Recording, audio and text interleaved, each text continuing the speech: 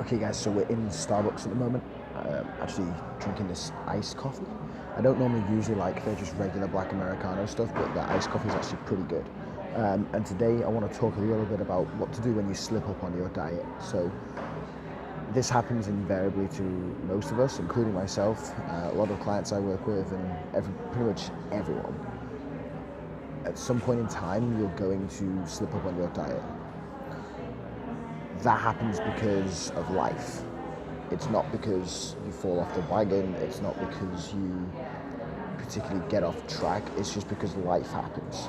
And that's something that you need to understand and accept, because it's not going to change. Life is always going to happen, and there's going to be situations where you end up going over your calorie intake. Now, what a lot of people do when this happens is they decide that because they've gone over on their calorie intake by a few hundred calories, they're just going to binge on everything else and then start again tomorrow or start again on Monday.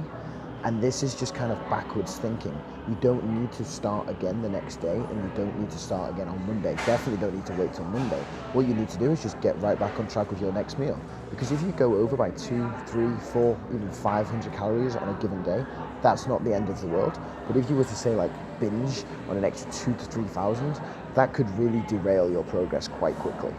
So rather than kind of getting into the mindset of, okay, well, I've gone over, so I might as well just take it to the next level, why not think about it logically and just say, okay, I've gone over, that's okay, let's just get on with the next meal, and we can potentially adjust if we need to, or we can just stay a couple of hundred over for the day, and that's okay. Like, that's not going to be too big of a problem in the grand scheme of things if it only happens once in a while.